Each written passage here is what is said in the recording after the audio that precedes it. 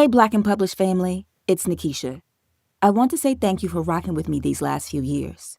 Over the course of these 5 seasons, I've shared with you the journeys of countless writers, including myself.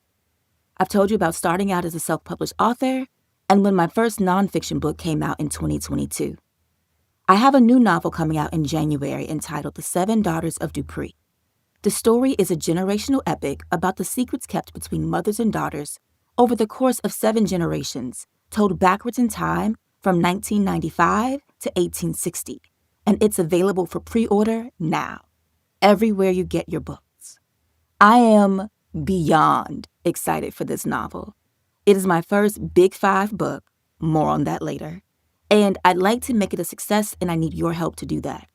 If you can, please consider pre-ordering The 7 Daughters of Dupree today.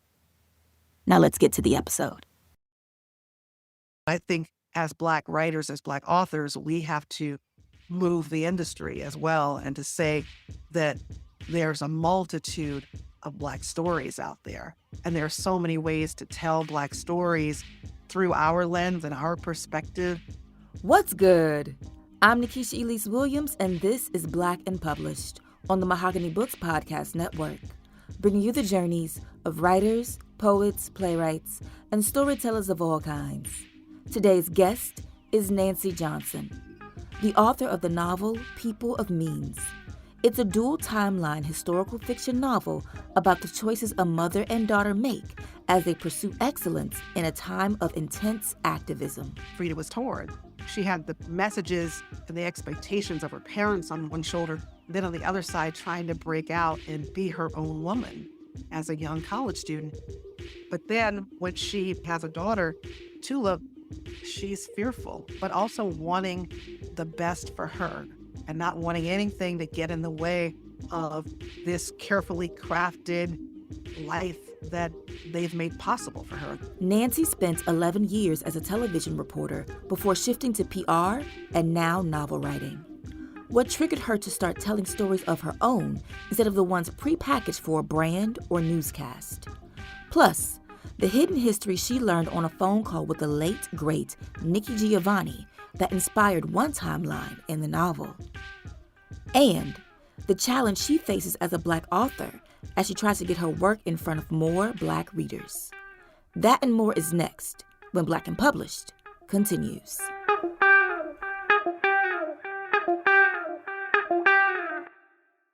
All right, so Nancy, welcome to Black and Published. My first question for you is, when did you know that you were a writer?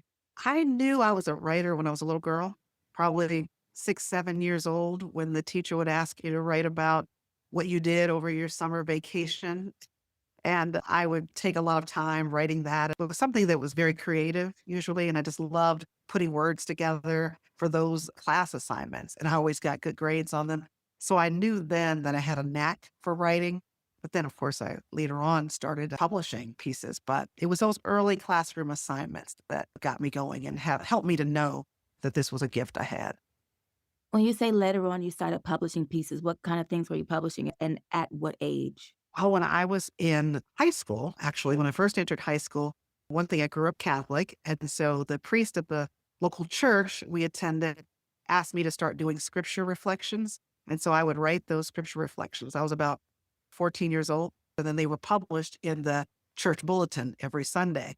And the funny thing is that one Sunday, my mom got a call from one of the older ladies in the church who asked her, she said, "I read what your daughter wrote. Are these now the teachings of the Catholic Church?" And my mother heard the alarm in that lady's voice. And because I was writing about issues of injustice and social justice and connecting that to the gospel. And my mother assured her, no, no, no, those are just my daughter's views, not the official teachings of the Catholic Church, even though, of course, I believe those should have been the teachings of the Catholic Church.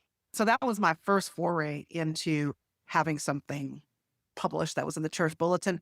But then after that, I started writing for a citywide youth newspaper in Chicago called New Expression.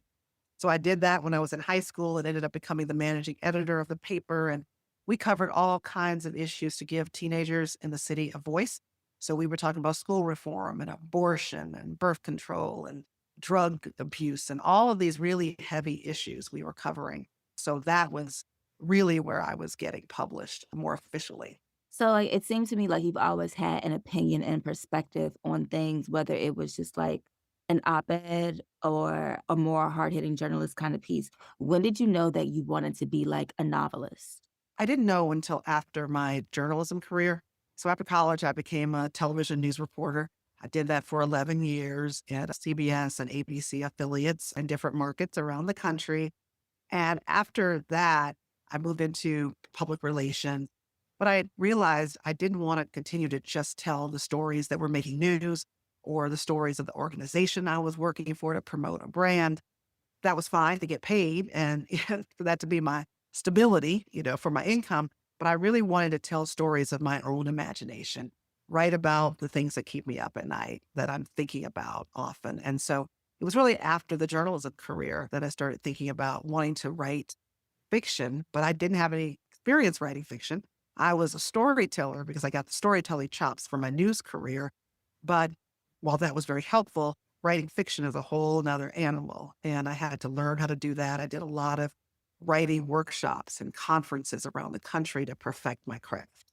And as you were doing those workshops and working to perfect your craft at writing fiction, was the story that became your debut novel always on your mind? No, that wasn't always on my mind. I didn't know initially what I wanted to write about, but what happened was I kept going back to 2008 and the lead up to the election of Barack Obama as the first Black president. And social media was pretty new back then. And I remember being on Facebook, which was also very new at the time, and just seeing this huge divide between Black and white America. I always knew there was the divide that's been there for forever. But to see it playing out on my social media feed, it just made it so much more real and poignant for me. And I wanted to explore that. And so that's where the idea for my debut novel, The Kindest Lie, came from. I wanted to look at what is really going on in the perspectives of Black and white America, because I was seeing in social media that we were all coming at things, particularly that election, from very different viewpoints. And I knew I wanted to explore it, but through the lens of fiction, because I think when you're writing characters and story, people can really sink into that more. And it helps them to be able to talk about and to interrogate really tough issues without feeling defensive about it. And so I told the story of a successful Black woman engineer named Ruth and her family, and then this poor young white boy named Midnight. And he's in this dying Indiana factory town, and the two of them meet and their lives intersect in 2008 at the time of all this great hope with the election of our first Black president, but also this economic recession as well. So I think when you have this economic depression or recession, it exacerbates racial tensions. And so that was the perfect environment for my first novel. In finding that outlet from your career as a journalist and even in PR, what kind of freedom did you find on the page to be able to explore the issues that were reported on, but not with the nuance or the depth or the complexity that fiction allows? When you're writing your own piece, your own fiction, your own novel, you certainly have that freedom and that control. But when you're traditionally published, you are writing to a market and you do have a publishing house that you are also beholden to. There's the matter of what is going to sell, what's going to be marketable. And so in that sense, you're writing what you want to write, but it's also, within the confines of the publishing industry. So sometimes there's limits on freedom even then, but I must say that I'm with William Morrow, HarperCollins, and they have been terrific to work with. I have a dynamic, wonderful editor there, Liz Stein, and she has been very supportive. But I remember those initial conversations when I turned in my initial draft of The Kindest Lie, and she gave me feedback. And I knew there were some things I wanted to talk about as relates to race and Blackness and wanting to explain why I had made some of the choices that I'd made on the page. And I was nervous going into that because she had other notes about like suspense and character development and plot and all those other things that are so important. But I knew I wanted to initially talk with her about some of those cultural pieces first, just because I was nervous and I needed to get that off my chest first. And once I explained why I'd made the choices I made, she was so supportive and said, "Oh, but of course, this is great." And then I remember months later when the copy editor was reviewing The Kindest Lie, he made note of this one scene where my main character, Ruth, was talking about going on a date, and she wanted to make sure that the young man that she was dating didn't have a girlfriend already. And she said something to him about, "Hey, stop trying to act brand new." And that's just more cultural. It's not necessarily Black. But the copy editor made note of it and said, "Well, okay, I see what you're saying there. Why not say, stop trying to be innocent acting?" And instead of saying brand new. And my editor, Liz, she jumped in the comments before I could and said, "No, it's clear from the context. This stays." And so that goes to show that once you develop a relationship and you can really help each other to understand, it goes a long way. Before we get too deep into the publishing process, I want to ask about People of Means. When you were writing The Kindest Lie, did you always know that you wanted to follow up with People of Means, or where did that story come from, that iterative process? I had such a wonderful debut experience with The Kindest Lie. I knew that I wanted to be a career author and that I wanted to write another book. I didn't know initially what that would be. And it's usually whatever I'm thinking about, whatever is the burning thought that is keeping me up at night. And so the summer of 2020, with the murder of George Floyd, I saw so many people getting involved in activism from every walk of life. And I kept wondering, what is it that sparks people to activism?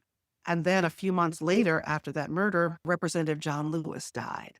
And he was this larger than life elder statesman to me. But I watched a documentary about his life, and they were talking about him being 19 years old on a college campus in Tennessee, leading those sit ins at the five and dime lunch counters that would really help launch the civil rights movement in many ways. I kept wondering, what was that like to be that young and doing something that monumental when most of us as college students, you're just trying to figure out your class schedule, your syllabus, you're dating, you're making friends, you're doing all these other things. But this was some really heavy stuff that he was involved in.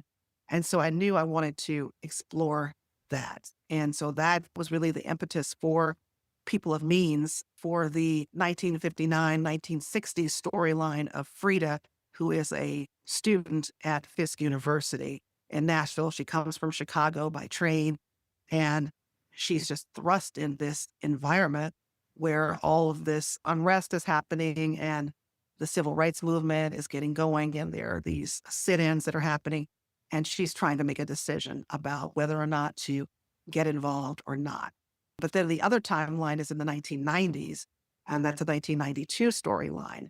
And that came from my own experience as a college student at Northwestern University. And I participated for the very first time in a protest march, and that was with my fellow students protesting the verdict in the Rodney King case, right after the acquittal of those officers who beat Rodney King.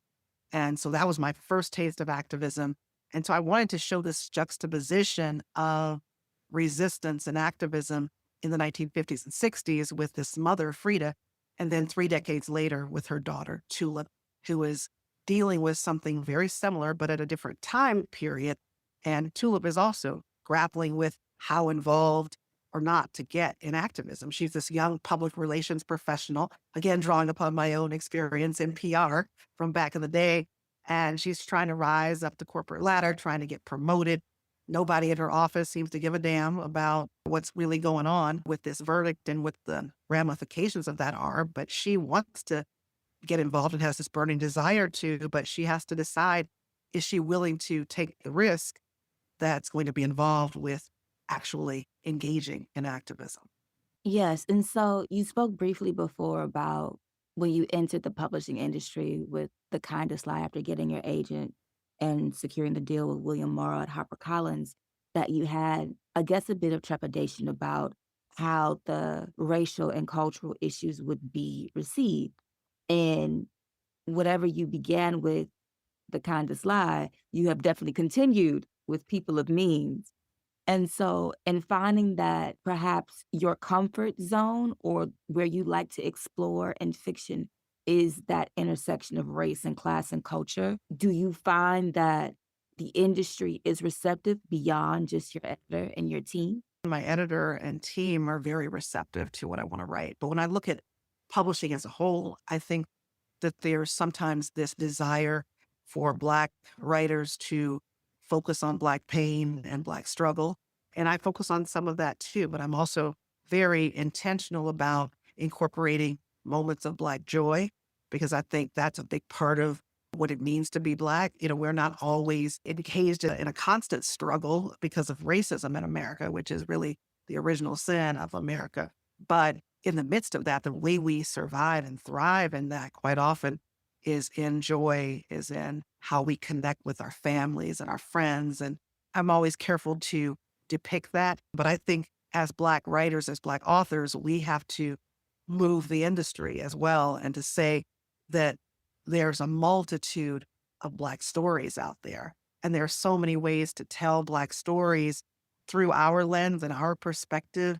And I think at this moment in time right now, there's so much of a movement to erase Black history, to erase the contributions of Black people. And it's up to us as Black creators to keep those stories alive and to tell those stories in complex, nuanced ways and keep them at the forefront. So I'm not going to depend on an industry to do that for me. I'm going to try to push that and do that myself.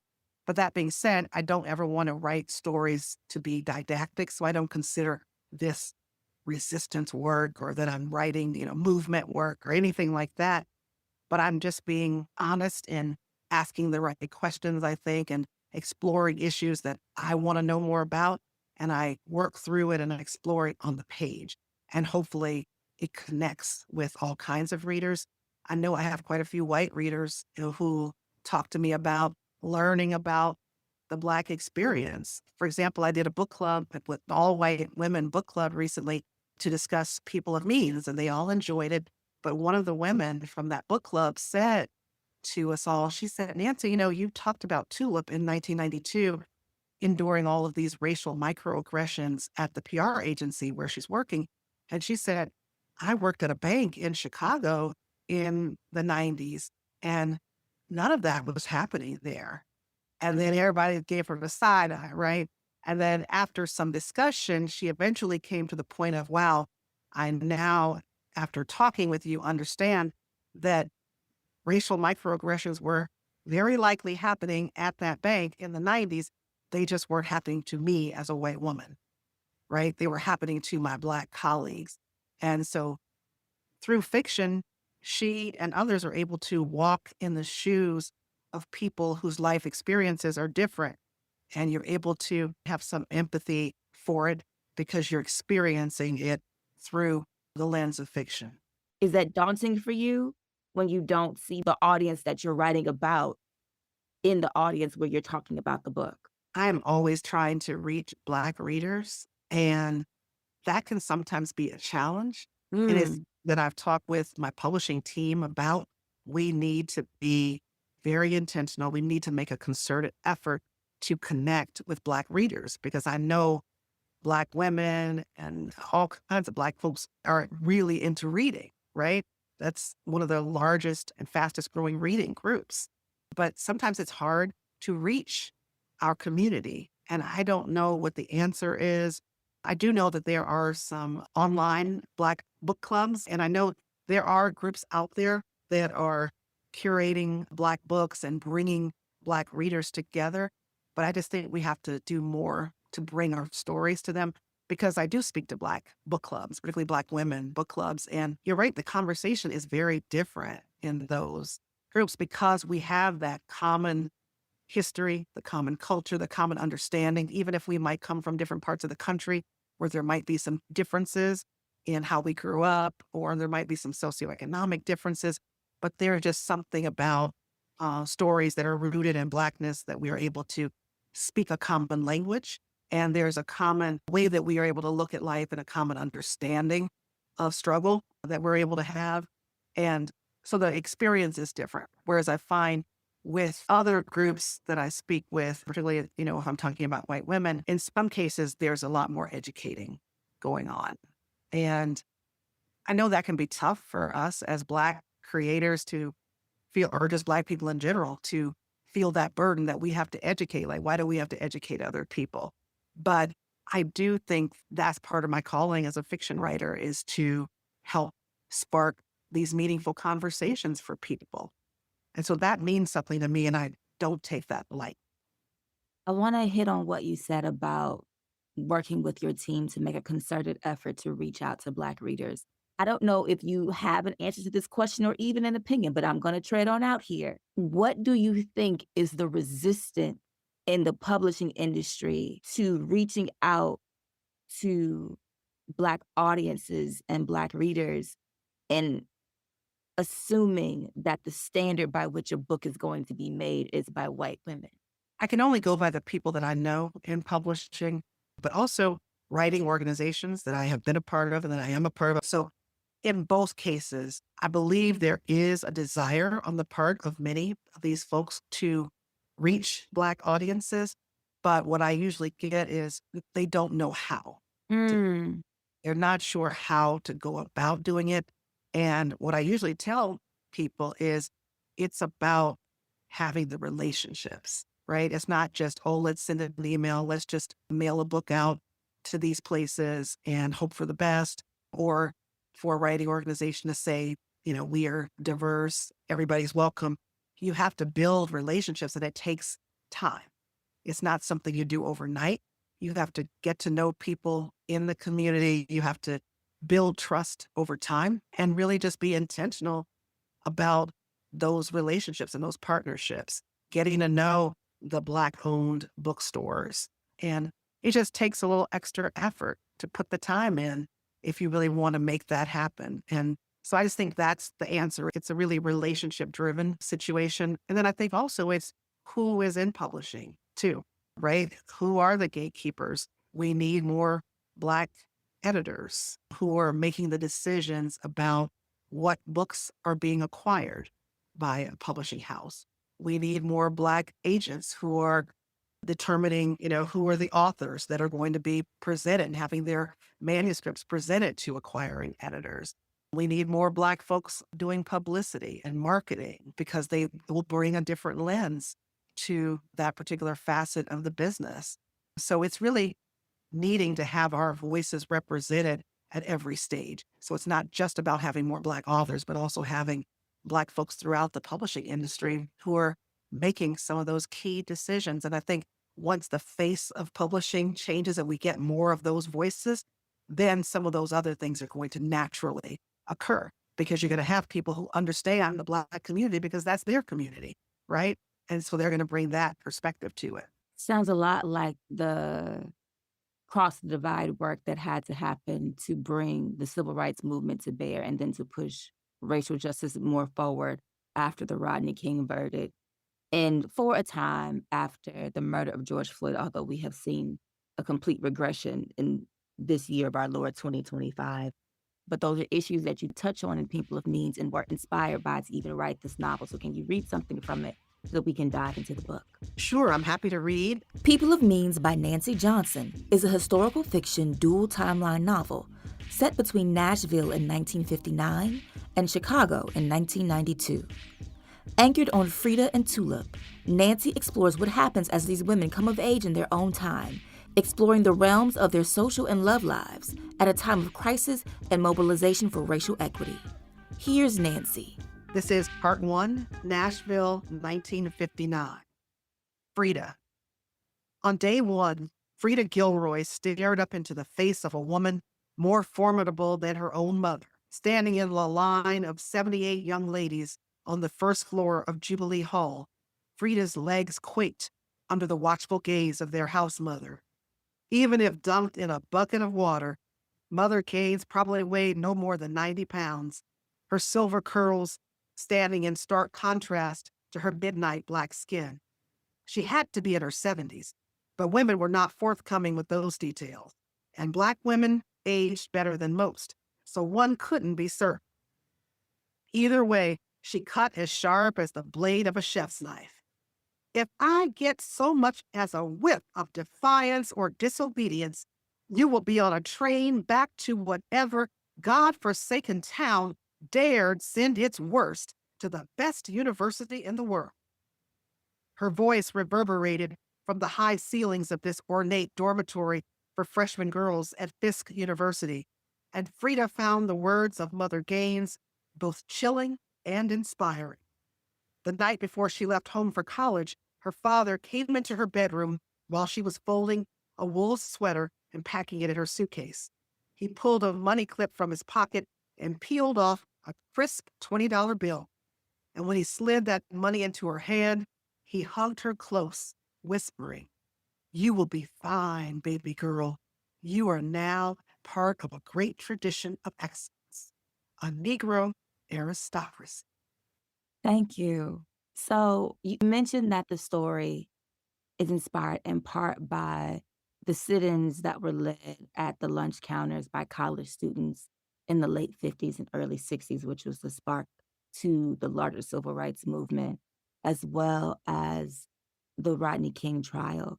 I believe in the author's note you talk about a story from Nikki Giovanni, or Nikki Giovanni told you that, like, I bet you won't find this in the history books about how the movement was funded. Can you talk about that piece a bit? Sure, I'll talk a little bit about it without try not to give too any spoilers in there. But I was just so fortunate to have the opportunity to talk with the late great Nikki Giovanni. We were both published by William Morrow HarperCollins, and so I asked my editor when I was writing this book that centered Fisk University. I said I would love to talk to Nikki Giovanni, and she reached out to Nikki's editor and made that happen. And so I got on that call with Nikki Giovanni, and I was terrified because she could be a bit intimidating. She suffers no fools. And I was just like, oh my gosh, she's going to think I'm an idiot. Who knows what she's going to think of me? But I just wanted to find out from her what the experience was like as a student at Fisk during this time of great activism. Because I think so many of us believe that we know everything there is to know about the civil rights movement because it's been out there, it's in our history books, it's in the news. But I wanted to know the perspective of someone who was on the campus of Fisk around that time. She came along a little later than Frida did, but she was there as part of that. And she was able to give me a lot of great insights. And part of that was about entertainers, one in particular being Nat King Cole. And she did say that so many people thought that he was a sellout, but that he actually was doing some things behind the scenes for the movement and supporting the movement. She also told me about the role of the Pullman porters, the African American men who worked on the railroads. And they were really so responsible for the rise of the Black middle class at that time. I mean, that was a very coveted position. They didn't earn much respect because so many of those white passengers were calling them George, regardless of what their real name was, and treating them with such disrespect. But these were proud, dignified brothers. And she talked to me about the role of the Pullman porters in the movement, and that's something I didn't know about either. So there were so many stories that she was able to tell me. And I said, oh my goodness, I was writing everything down that she was saying. And I said, I can't wait to get off the call so that I can look these things up. I want to Google and look up everything. And she said, child, you're not going to find this in any history books. I'm telling you. And she said it just that way. And my regret is that, she didn't get a chance to read the book because she passed beforehand. But her imprint is on it. At the end of the section that you read, you talk about how Frida's father welcomed her into this beautiful aristocracy, and you titled the book People of Means. What do you mean by people of means? I love book titles, and I've gotten so lucky with book titles. So for both of my novels, the title that I selected was a title that stuck. And so for me, People of Means, on the surface level, it's about the socioeconomic status of Frida and Tulip. They're middle class, upper middle class folks. But People of Means on a deeper level is about our capacity to love, our capacity to live our lives out loud and on purpose, to build community, to resist to make the change that we want to see in the world. And by that definition, I believe that we all can be people of means. And so that's the layered, more nuanced meaning of the title of the book. Also, let me say that I thought it was kind of a cool flex to title a book about Black people, People of Means. And I remember when I announced the title of the book on social media, I had a few Black authors saying, "Oh, yeah, I like that. I like that." There's just this sense of pride that it's a bit of a flex to do that. Because, of course, we have been all the different socioeconomic brackets, but I think sometimes the larger community thinks Black and they think lower class or poor people. And we're not a monolith. We are on every rung of the socioeconomic ladder. And so I just thought that was kind of cool. So we've had this like high level discussion about the book and some of its themes, but I want to get into a bit of the nitty gritty because I don't like Frida's husband. I don't, I don't You're like not that. alone. A lot of people cannot. I don't like that at all. man. Yeah. I don't like that man. That is so funny. Well, that's interesting. So, yeah, so we'll give that part away that the man she marries, in some people's minds, turns out to be a bit of a villain in the book. But I tried to write characters that are going to be layered and complex and nuanced so that this particular man, he makes certain choices that might be questionable, but I want people to understand where he's coming from and what motivates the choices that he makes. And so I see you can't see her, but she rolling her eyes over here at that. She's like, "Oh, I don't think so. No redeeming qualities there for that man." No, it's not that he doesn't have redeeming qualities. And from his point of view, I understand his action. The novel is dual timeline. And so when you meet Frida in the 90s timeline, she's this very quiet, very demure woman who's all about respectability and all of these things. And it's almost like she doesn't have any agency in her own life. But the Frida in 1959, 1960, before that man was in complete control of everything that she wanted to do and felt. And I'm just like, I feel like something was taken from her in her marriage by her husband that she's continuing to support. I don't like that man. That's a really good point because you do see a change in Frida because she doesn't have as much agency based on the choices that she's made. She's made certain choices because, it's a tough choice. Where is her life going to go? And there is a love triangle in there. And so the decision of which man to be with also determines what her future is going to be and what she chooses for her path. She was forced into that path, but Which we're not going to get into we, that. we won't. I won't spoil it, but I don't like that man. You'll have to read it and then you can let us know what you think of the two men in Frida's life. One is Darius, who is a saxophone playing civil rights activist. And then the other is Gerald, who is a medical student at Meharry Medical College. And he is the man that her parents want her to marry.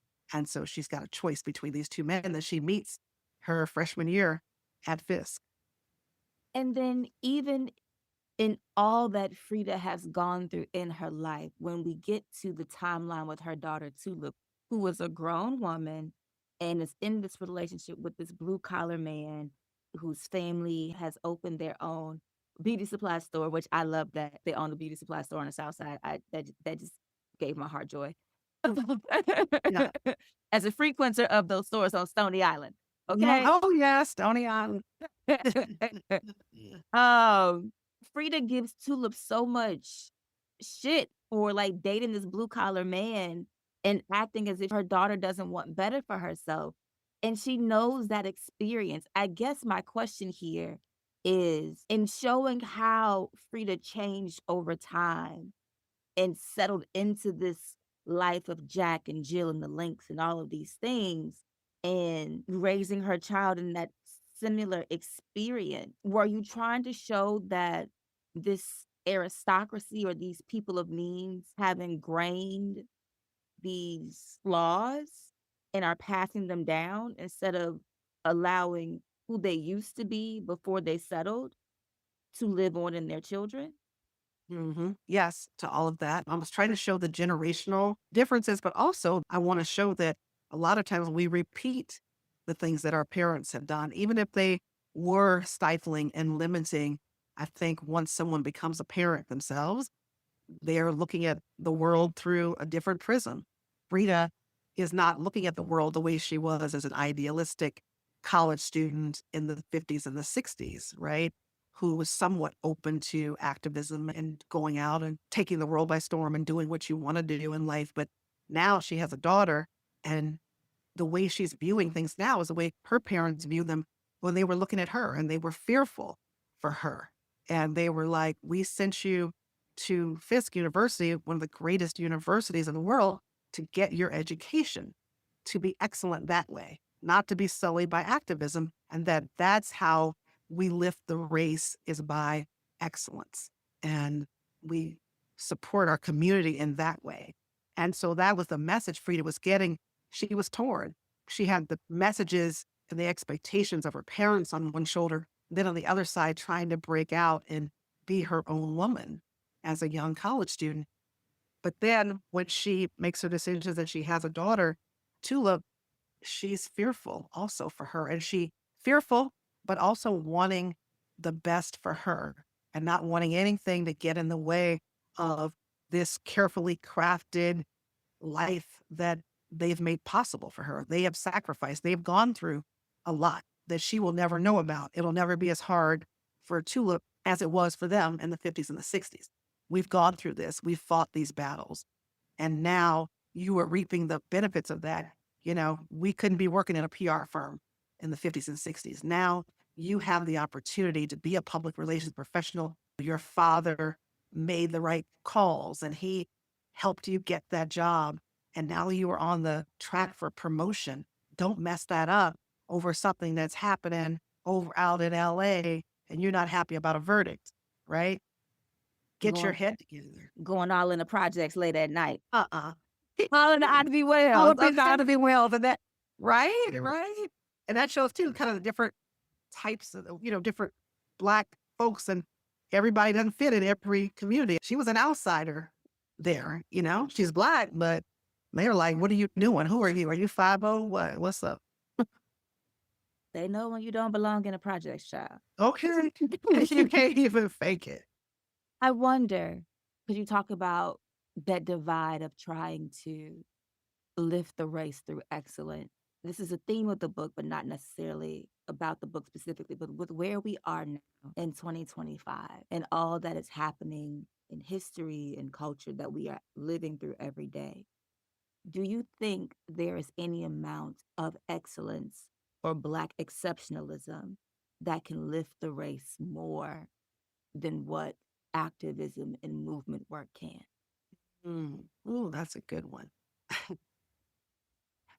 Black women in particular are the most educated, highly educated group that is out there. So we have all of these degrees. Black men have degrees. We are degreed up in many ways, but that doesn't inoculate us from racism in America. So I don't think Black excellence alone, as important as Black excellence is going to be the answer to that. I think there are lessons to be learned from the civil rights movement, from those sit-ins and the precursor to that, and just the level of unity and organization that happened.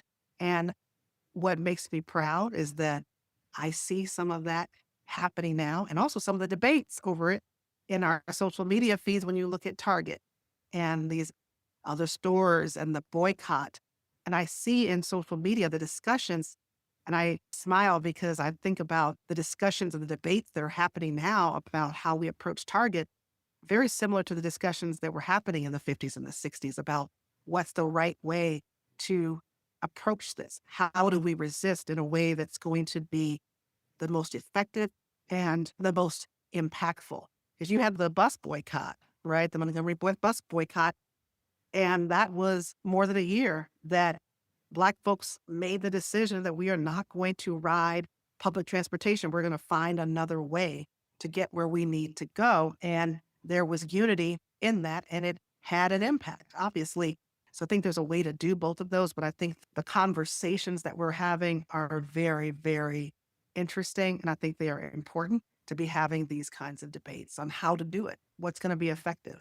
Because we don't have a quote unquote leader like some of the people that we had back in the day, right? When there were certain people you could point to and say, these are the leaders of the movement, or these are the legacy organizations that people are going to look to. But even back then with those organizations, there was some infighting, and NAACP may not always agree with what SNCC was saying and all of that.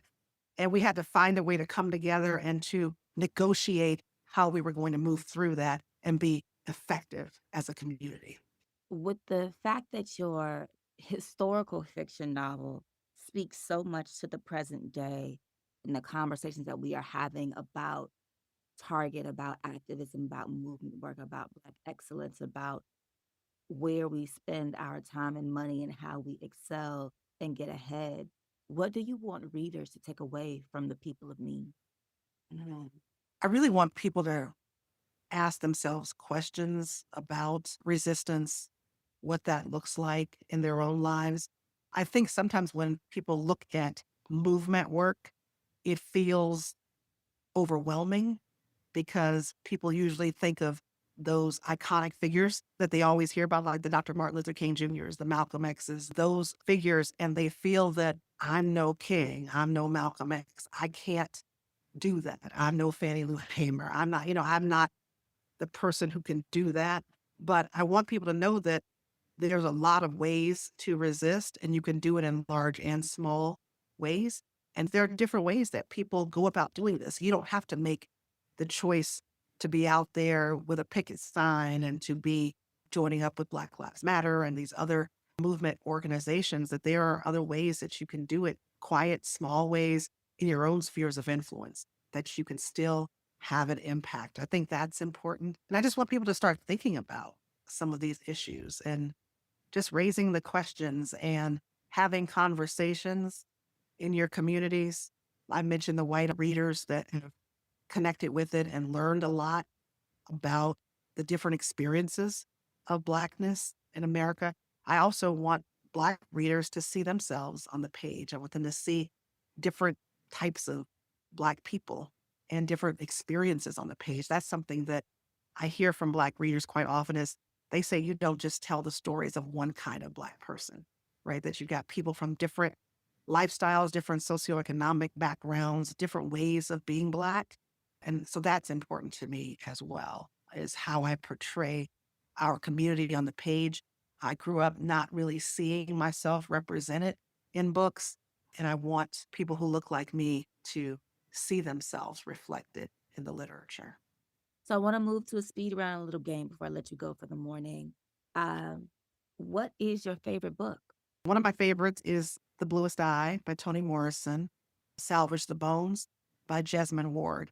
I think about Esh, the main character, that young woman, and all the time. I wonder how Esh is doing. So, yeah, I will say those two are two of my absolute favorites. Who is your favorite author? Again, Toni Morrison, Jesmyn Ward, Jacqueline Woodson, Dennis Lehane, crime fiction writer. Um, More recently, the person I love is S.A. Cosby, Sean Cosby. Who is your favorite artist? I love Luther Vandross. And I hate that I never got to see him in concert, but his music makes me feel good and it's very soothing. So I'm going to go with Luther. What do you think is the best book to movie or book to series adaptation? My favorite would be Queen Sugar. I thought the book was very good. And then I thought that the way Ava DuVernay and team reimagined that as a series was just phenomenal. And it just had so much layering and depth and complexity to it and kept me coming back, every time to watch every episode of that. It was beautifully done. If People of Means got the screen treatment, who would you want to play Frida and Tulip? I love Viola Davis. I think she's brilliant. And it's so funny because I'm older now. I'm thinking of like older actresses and they couldn't play some of the younger characters. Um, I think Tulip, I think of what's the young woman's name who was the sister in Black Panther. Letitia. Is that her name? Her first name is Letitia something. Okay. Well, I could see her playing Tulip. Okay. If money were no object, where would you go? What would you do? And where would you live? I love North Carolina. I did my graduate work there. I'd probably live somewhere, some beautiful remote part of North Carolina, and just be holed up in the house writing all the time, maybe visiting the beach and that kind of thing, but writing and then get going out occasionally to speak as well. Just being able to do my own thing, not have to necessarily work a 9 to 5 job. I think that's the thing. Have the freedom to live where I want, but also maybe be a bit of a digital nomad, and you can move around to different places because I would love to explore just more of the United States and be able to work and write from multiple places in the country. But I've always thought North Carolina was beautiful, and the way experience the seasons there, that's someplace I would love to build a home there and write.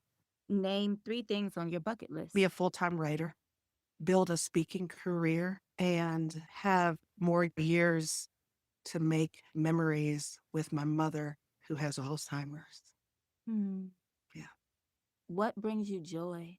Connecting with people where there's a spark and we're able to have a conversation about art, about when I say art, I mean the writing, and we connect about it, especially strangers, people I don't know, and we're able to just connect and spark. Like this conversation with you is bringing me joy. Just where you have these commonalities with people, and it's like you're speaking the same language, even though you're coming to the work from different perspectives and different life experiences. Those moments are bringing me so much joy right now because that's what I'm experiencing on book tour, are just all these moments of joy and the people that I meet, and it fills my heart. What brings you peace? Peace comes from knowing that I'm living and working in my purpose, my God-given purpose. And I know that I am. All right, so our game is called Rewriting the Classics. Classic is however you define it.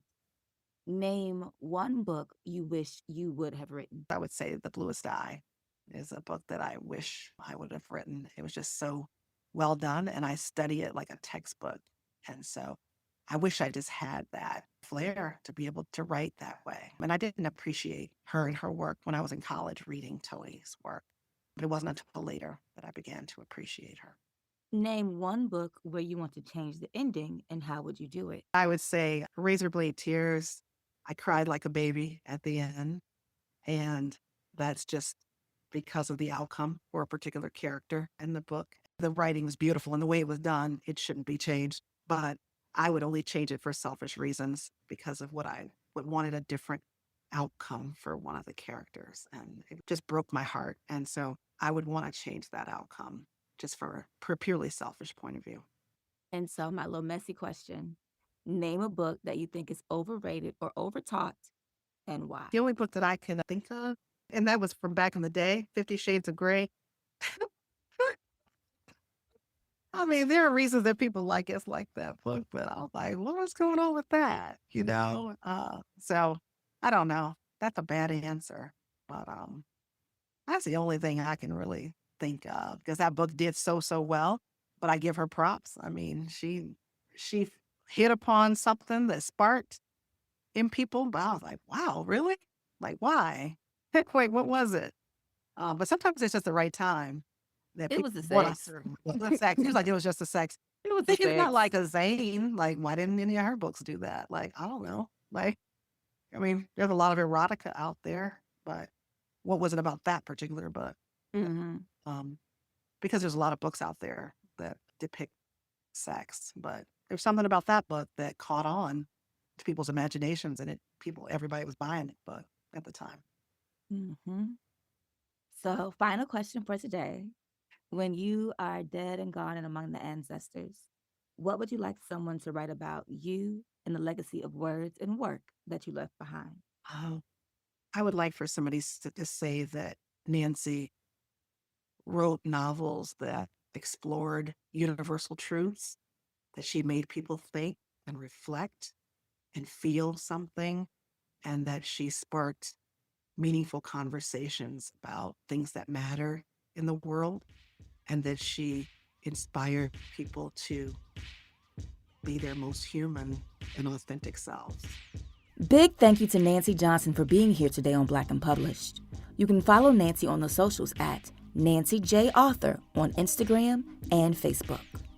And make sure you check out People of Means, out now from William Morrow. You can get a copy of the novel from Mahogany Books and get 10% off your first purchase using code BLACKPUB at checkout. That's BLKPUB. That's our show for the week. If you like this episode and want more Black and Published, head to our Instagram page. It's at Black and Published, and that's BLK and Published. There, I've posted a bonus clip from my interview with Nancy about the full circle moment she's having thanks to the amazing work of the late, great Nikki Giovanni. Make sure you check it out and let me know what you think in the comments. I'll holler at y'all next week when our guest will be Laura Pegram, the editor of Sing the Truth, the Quayle Journal short story collection. I still feel as if Quayle is this underground entity. There are pockets of people here and there that know of us, who submit work to us, but I still feel as if there are a large number of folks who still don't quite know who we are and what we do and what we plan to do in the future. So hopefully this book will help change that. That's next week on Black and Published. I'll talk to you then. Peace.